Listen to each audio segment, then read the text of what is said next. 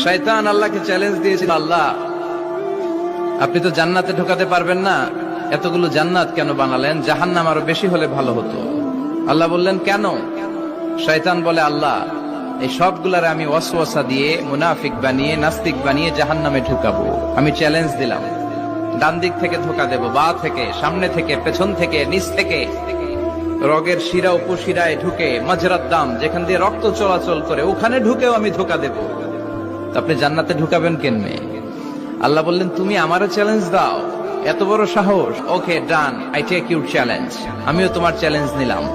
তুমি আজীবন ধোকা দিবা, আজীবন তুমি গুমরা করবা, বেনামাজি বানাবা, জালিম বানাবা।